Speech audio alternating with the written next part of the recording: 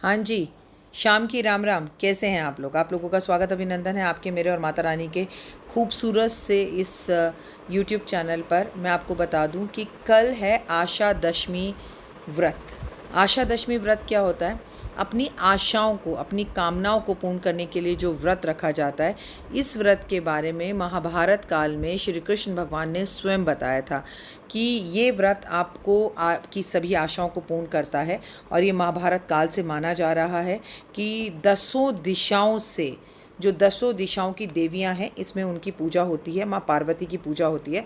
अगर आप ये व्रत रखते हैं तो आपके जीवन में सुख और कामनाएं पूरी होती हैं। जीवन की सभी आशाओं को पूर्ण करने के लिए 28 जून 2023 को बुधवार वाले दिन है आशा व्रत, और आशा दशमी व्रत इसे कहा जाता है।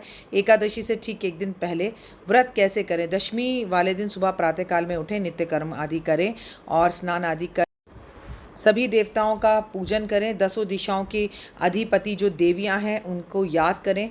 उनकी तस्वीरें अगर आपके पास है तो, नहीं तो चारों दसों दिशाओं में घूम घूम कर देवियों को प्रणाम करें और इस पूजा को, इस व्रत को रखना आरंभ करें। लेकिन इस व्रत को रखने के बारे में समझ जाइएगा, यह व्रत या तो 6 माह तक रखा जाता है, या ये व्रत 1 वर्ष तक रखा जाता है, अथवा इस व्रत को 2 वर्ष तक रखा जाता है।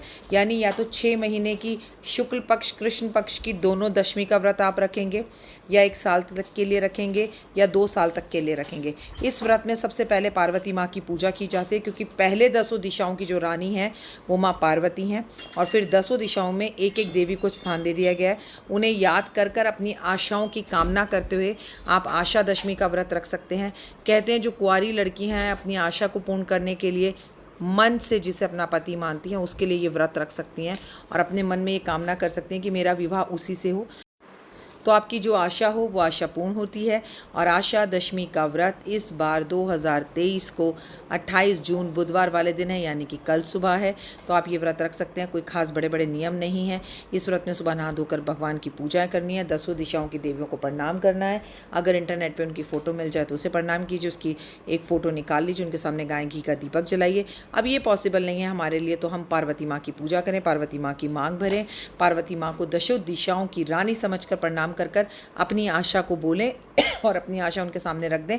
और जब तक आपकी आशा या मनोकामना पूर्ण नहीं होती, जब तक आप इस व्रत को नियमित रूप से करते रहें, and you can see the change in your life. तो जो भी लोग ये व्रत रखना चाहते हैं, इसमें 1 टाइम का भोजन करना है और बिना लहसुन प्याज के करना है। शाम को ये भोजन आपको करना है, तो आप जो चाहेंगे वो मनोकामना आपकी पूर्ण होगी और लाइफ में आपको 100 आउट ऑफ 100 सक्सेस मिलेगा। तो जो रखना चाहते हैं इस व्रत को कल से रखना आरंभ कर सकते हैं। जय श्री राम, जय माता।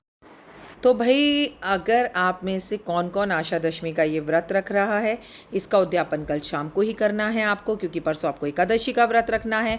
1 समय का भोजन खाना है, नमक खाएं, मीठा खाएं और 1 टाइम भोजन करें। Total it's up to you, जैसे आप रखना चाहें वैसे रखें।